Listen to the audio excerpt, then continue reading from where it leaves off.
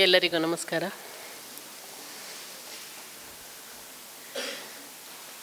ಇವತ್ತು ಎಲ್ಲರೂ ಸೇರಿ ಪ್ರೀತಿಯಿಂದ ಈ ಒಂದು ಸನ್ಮಾನ ಮಾಡಿದ್ದೀರಿ. ಪ್ರಾಯಶಃ ಮಾತುಗಳಿಗೆ ಅವಕಾಶ ಇಲ್ಲ ಅಂತ ಅನ್ನಿಸ್ತದೆ. ನಿಜವಾಗ್ಲೂ ಎದೆ ತುಂಬಿ ಬಂದಿದೆ ಪ್ರೀತಿಯಿಂದ. ಅದರಿಂದಾಗಿ ಮಾತನಾಡೋದಕ್ಕೆ ಸ್ವಲ್ಪ ಕಷ್ಟನೇ ಅಂತ ಅನ್ನಿಸ್ತದೆ. ಈ ಒಂದು ಅಭಿನಂದನಾ ಸಮಾರಂಭದಲ್ಲಿ ವೇದಿಕೆಯಲ್ಲಿರುವಂತಹ ಹಿರಿಯರಾಗಿರುವಂತಹ, ನಮಗೆಲ್ಲ ಮಾದರಿಯಾಗಿರುವಂತಹ ಮಾನ್ಯ ನಿವೃತ್ತ ಲೋಕಾಯುಕ್ತರು, ಗೌರವಾನ್ವಿತ ಸರ್ವೋಚ್ಚ ನ್ಯಾಯಾಲಯದ ನಿವೃತ್ತ ನ್ಯಾಯಾಧೀಶರು ಆಗಿರುವಂತಹ justice N Santosh Hegde sir ಅವರೇ, ಈ ಕಾರ್ಯಕ್ರಮದಲ್ಲಿ ವೇದಿಕೆಯಲ್ಲಿರುವಂತಹ ಮುಖ್ಯ ಅತಿಥಿಗಳಾಗಿರುವಂತಹ ಡಾಕ್ಟರ್ ಆಜಿ ಇ ಕೆ ಮೋಹನ್ ರವರೇ, ರೆವರೆಂಡ್ ಫಾದರ್ ರೋಷನ್ ಕ್ರಾಸ್ತಾರ್ ಅವರೇ, ಶ್ರೀ ಎಂ ಬಿ ಪುರಾಣಿಕ್ರವರೇ, ಪ್ರೀತಿಯಿಂದ ಅಭಿನಂದನಾ ಕಾರ್ಯಕ್ರಮವನ್ನು ಮಾಡ್ತೀವಿ, ತಾವು ಬರಬೇಕು ಅಂತ ಪ್ರೀತಿಯಿಂದ ಕರೆ ಮಾಡಿ ಈ ಒಂದು ಕಾರ್ಯಕ್ರಮವನ್ನು ಏರ್ಪಡಿಸಿರುವಂತಹ ಪ್ರೀತಿಯ ಶ್ರೀ ಐದರ್ ಪರ್ತಿಪಾಡಿಯವರೇ, ನನ್ನ ಪ್ರೀತಿಯ ಮೇಷ್ಟ್ರಾಗಿರುವಂತಹ ಶ್ರೀ ಕ್ರೇ ರವೀಂದ್ರ ರೈ ಅವರೇ, ಅದೇ ರೀತಿಯಲ್ಲಿ ಈ ಒಂದು ಅಭಿನಂದನಾ ಸಮಿತಿಯಲ್ಲಿ ಕಾರ್ಯದರ್ಶಿಯಾಗಿ ನನ್ನನ್ನು ಆಹ್ವಾನ ಮಾಡಿರುವಂತಹ ಶ್ರೀ ಲಯನ್ ಚಂದ್ರಹಾಸ ಶೆಟ್ಟಿಯವರೇ, ನೆರೆದಿರುವಂಥ ಎಲ್ಲ ನನ್ನ ಪ್ರೀತಿ ಪಾತ್ರರೇ, ಪ್ರಾಯಶಃ ನನಗನ್ನಿಸ್ತಾ ಇದೆ ನಾನು ಸಾಧನೆ ಏನು ಮಾಡಿದ್ದಲ್ಲ, ಪ್ರಾಯಶಃ ಅದು ಒಂದು ಹಿರಿಯರ ಆಶೀರ್ವಾದ, ಒಂದು ಶ್ರಮಕ್ಕೆ ಬೆಲೆ ಸಿಕ್ಕಿದೆ ಅಂತ ನನಗೆ ಭಾವಿಸ್ತೇನೆ. ಯಾಕಂದರೆ ಇಲ್ಲಿ ನಮ್ಮ ಸಂತೋಷ್ ಹೆಗ್ಡೆ ಸರ್ ಅವರ ಮುಂದೆ ನಾವು ನಿಂತ್ಕೊಳ್ಳುವಂಥ ಸಂದರ್ಭದಲ್ಲಿ ಪ್ರಾಯಶಃ ನಾವು ಇನ್ನೂ ಆ ಎತ್ತರಕ್ಕೆ ಏರಿಲ್ಲ, ಈಗ ತಾನೇ ಒಂದು ಹಂತಕ್ಕೆ ತಲುಪಿದ್ದೇವೆ, ಅಥವಾ ಒಂದು ಮೊದಲ ಹಂತದಲ್ಲಿ ಇದ್ದೇವೆ, ಇನ್ನೂ ಸಾಕಷ್ಟು ಕೆಲಸಗಳನ್ನು ಮಾಡೋದು ಇದೆ ಅಂತ ಅನ್ನಿಸ್ತದೆ. ನಾನು ಈ ಹಂತಕ್ಕೆ ಅಥವಾ ಇವತ್ತು ತಮ್ಮಗಳ ಮುಂದೆ ನಿಂತು ಈ ಒಂದು ಸನ್ಮಾನ ಪಡಿಬೇಕಿದ್ರೆ ಮುಖ್ಯವಾಗಿ ನನಗೆ ಇವತ್ತಿಗೂ ನೆನಪಾಗ್ತಾ ಇರುವಂಥದ್ದು ನನ್ನ ತಂದೆ ತಾಯಿ. ನನ್ನ ತಂದೆ ಅಂತೂ ಪ್ರಾಯಶಃ ಅವರು ವಿದ್ಯಾಭ್ಯಾಸಕ್ಕೆ ಕೊಟ್ಟುವ ಮಹತ್ವ ಇರಬೇಕು. ಅವರು ಯಾವತ್ತೂ ಪ್ರತಿ ಹಂತದಲ್ಲೂ ಹೇಳ್ತಾ ಇದ್ದಂಥ ಒಂದು ಮಾತು, ನಾನು ಯಾವುದೇ ಆಸ್ತಿಯನ್ನು ಕೊಡೋದಕ್ಕೆ ನಿಮಗೆ ಆಗೋದಿಲ್ಲ, ಅದರಿಂದಾಗಿ ಆಸ್ತಿ ಕೊಡೋದಿಲ್ಲ, ಓದಿಸ್ತೇನೆ ನಿಮ್ಮನ್ನು, ಎಷ್ಟು ಓದ್ತೀರಾ ಅಷ್ಟು ಓದಿ ನಿಮ್ಮ ಕಾಲ ಮೇಲೆ ನಿಂತ್ಕೊಳ್ಳಿ ಅಂತ. ಅದು ಒಂದೇ ಮಾತನ್ನು ಅವರು ಹೇಳ್ತಾ ಇದ್ದದ್ದು ಪದೇ ಪದೇ. ಅದರಿಂದಾಗಿ ನನಗೆ ಮತ್ತು ನನ್ನ ತಂಗಿಗೆ ಇಬ್ಬರಿಗೂ ಕೂಡ ಒಂದು ಉತ್ತಮವಾದ ವಿದ್ಯಾಭ್ಯಾಸವನ್ನು ಕೊಟ್ಟರು. ತುಂಬ ಕಷ್ಟದ ದಿನಗಳು, ತುಂಬ ಕಷ್ಟ, ಅದೇನು ತುಂಬ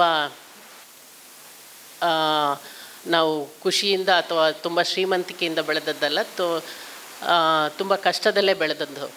ಅದರಿಂದಾಗಿ ನನ್ನ ಪ್ರಾಥಮಿಕ ಮತ್ತು ಪ್ರೌಢಶಾಲೆ ವಿದ್ಯಾಭ್ಯಾಸ ಎರಡೂ ಕೂಡ ನಾವು ಸುಮಾರು ಒಂದು 4-5 ಕಿಲೋಮೀಟ್ರ್ ಪ್ರತಿದಿನ ನಡೆದೇ ಹೋಗಿ ಬರ್ತಾ ಇದ್ದಂಥದ್ದು.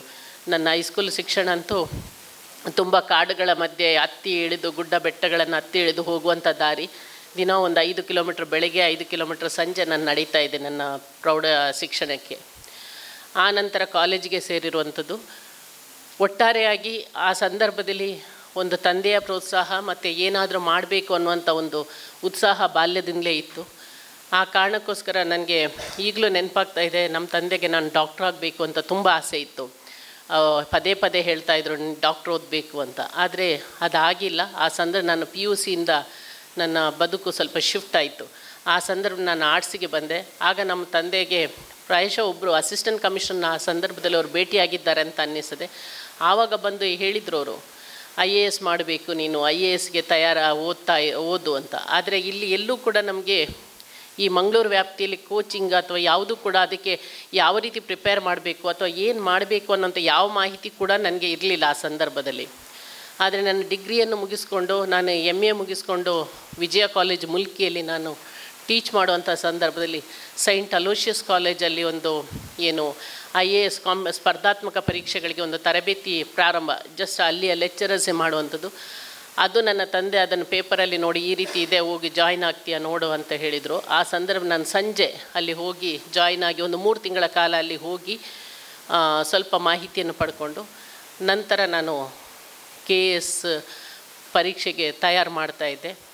ಅದೇ ಸಂದರ್ಭದಲ್ಲಿ ನನ್ನ MA ಮುಗಿದ ನಂತರ ಡಾಮಿನಿಕ್ ಅವರು ನನ್ನ ಕ್ಲಾಸ್ಮೇಟೇ ಇದ್ದರು. ನಾವು ಮದುವೆ ಆಗೋದಕ್ಕೆ ತೀರ್ಮಾನ ತಗೊಂಡ ನಂತರ ಅವರು ಇಲ್ಲ ನೀನು KS ಅಥವಾ IAS ಮಾಡಲೇಬೇಕು, ಅದಕ್ಕೆ ತಯಾರಾಗು ಅಂತ ಹೇಳಿದರು. ಆ ಸಂದರ್ಭದಲ್ಲಿ ಸಾಕಷ್ಟು ಸಹಕಾರವನ್ನು ಅವರು ನಿಜವಾಗ್ಲೂ ಕೊಟ್ಟಿದ್ದಾರೆ.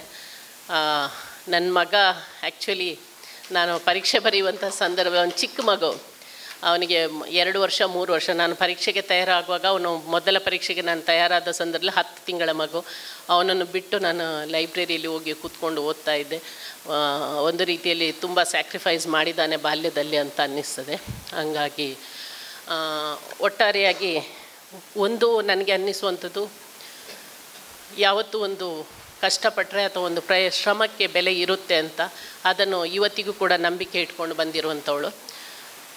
ಅದೇ ರೀತಿಯಲ್ಲಿ ಮನುಷ್ಯ ಪ್ರೀತಿ ಅನ್ನುವಂಥದ್ದು ಎಲ್ಲಕ್ಕಿಂತ ಮುಖ್ಯವಾಗಿರುವಂಥದ್ದು. ಮನುಷ್ಯ ಪ್ರೀತಿ, ಪರಸ್ಪರ ಮನುಷ್ಯರನ್ನು ನಾವು ಗೌರವಿಸುವಂಥದ್ದು.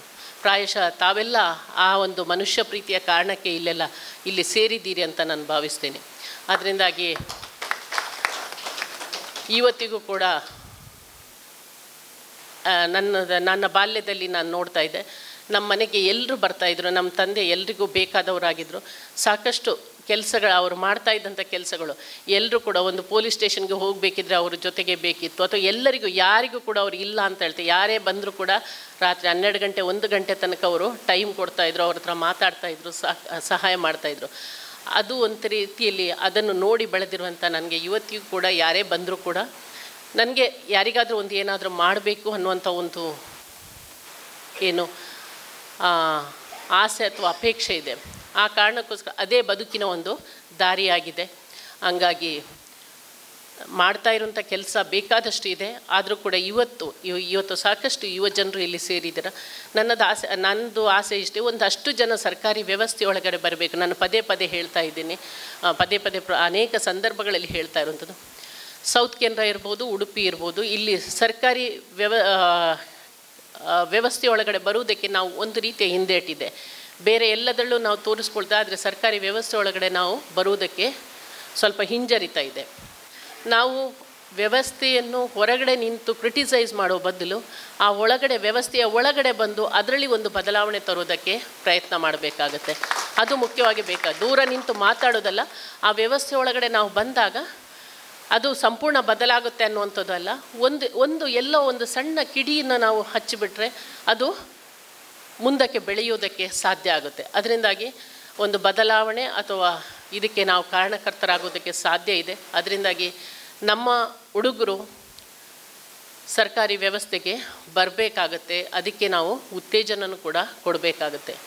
ಇತ್ತೀಚಿನ ದಿನಗಳಲ್ಲಿ ನಾವು ಉಡುಪಿ ಜಿಲ್ಲೆಯಲ್ಲಿ ಆ ಕಾರಣಕ್ಕೋಸ್ಕರ ನಮ್ಮ ಜಿಲ್ಲಾ ಪಂಚಾಯತಲ್ಲಿ ಒಂದು ಡಿಸ್ಟ್ರಿಕ್ಟ್ ರಿಸೋರ್ಸ್ ಸೆಂಟರ್ ಅಂತ ಇತ್ತು.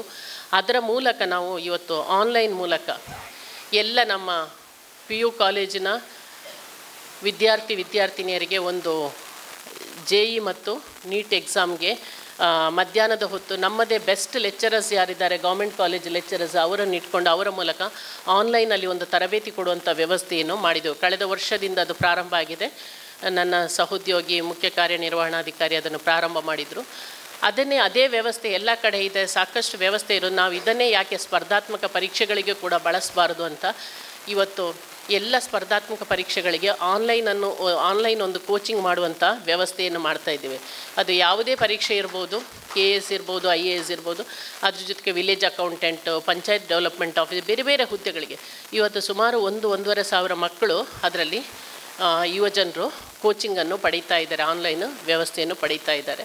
ಅದರಿಂದಾಗಿ ಅದನ್ನು ಕೂಡ ಕಳೆದ 3 ತಿಂಗಳ ಹಿಂದೆ ನಾವು ಪ್ರಾರಂಭ ಮಾಡಿದೆವು. ಒಟ್ಟಾರೆಯಾಗಿ ಒಂದು ಉದ್ದೇಶ ಸರ್ಕಾರಿ ವ್ಯವಸ್ಥೆಗೆ ಉಡುಪಿ ದಕ್ಷಿಣ ಕನ್ನಡದವರು ಸ್ವಲ್ಪ ಒಳಗಡೆ ಬರಬೇಕು, ಆ ವ್ಯವಸ್ಥೆಯನ್ನು ಅರ್ಥ ಮಾಡ್ಕೊಳ್ಬೇಕು. ಅದರ ಜೊತೆಗೆ ಆ ಮೂಲಕ ನಮ್ಮ ಜನರಿಗೆ ಅನುಕೂಲ ಆಗಬೇಕು, ಇಲ್ಲಿ ಜಿಲ್ಲೆಯ ಜನತೆಗೆ ಅನುಕೂಲ ಆಗಬೇಕು ಅಂತ.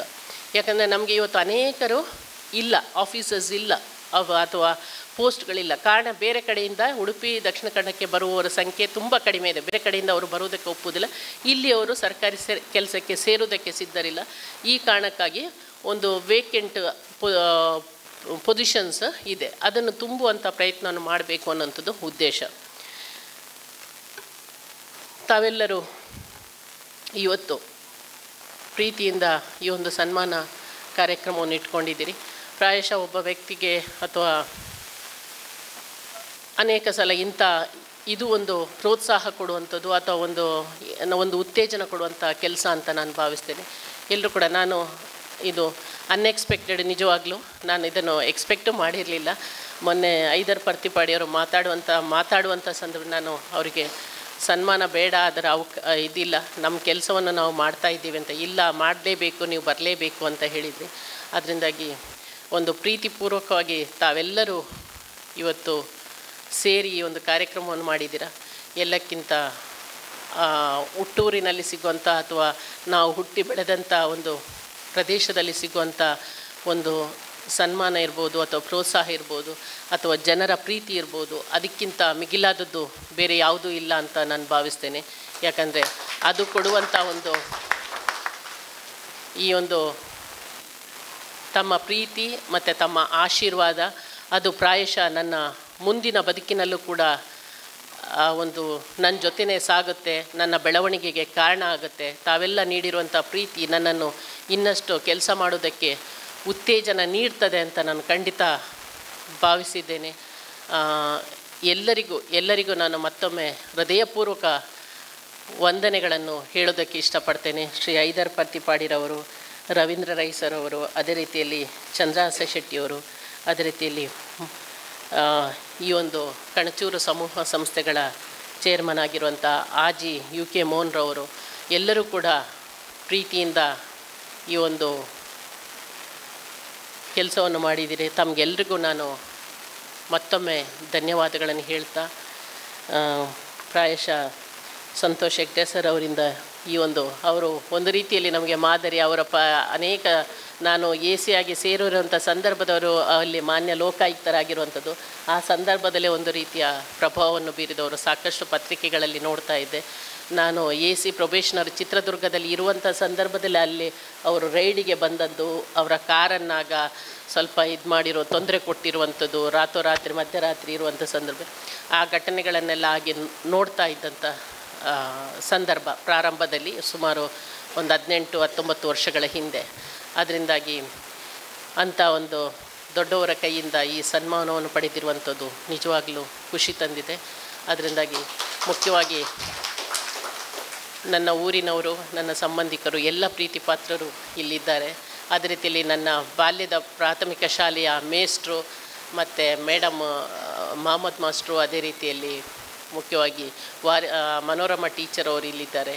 ಅದೇ ರೀತಿಯಲ್ಲಿ ನನ್ನ ತಂದೆ ಮತ್ತು ತಾಯಿ ಸಂಬಂಧಿಕರು ತುಂಬ ಜನ ಪ್ರೀತಿಯಿಂದ ಇಲ್ಲಿ ಬಂದಿದ್ದಾರೆ. ಎಲ್ಲರಿಗೂ ಕೂಡ ಮತ್ತೊಮ್ಮೆ ಪ್ರೀತಿಯಿಂದ ನಮಸ್ಕರಿಸ್ತಾ, ನನ್ನ ಊರಿನ ಇಲ್ಲಿ ಆಗಮಿಸಿರುವಂಥ ಎಲ್ಲರಿಗೂ ಕೂಡ ಮತ್ತೊಮ್ಮೆ ವಂದನೆಗಳನ್ನು ಹೇಳ್ತಾ, ನಿಮ್ಮ ಪ್ರೀತಿಗೆ ಯಾವತ್ತೂ ಋಣಿಯಾಗಿರ್ತೇನೆ, ಆಭಾರಿಯಾಗಿರ್ತೇನೆ ಅಂತ ಹೇಳ್ತಾ ನನ್ನ ಮಾತುಗಳನ್ನು ಮುಗಿಸ್ತೇನೆ.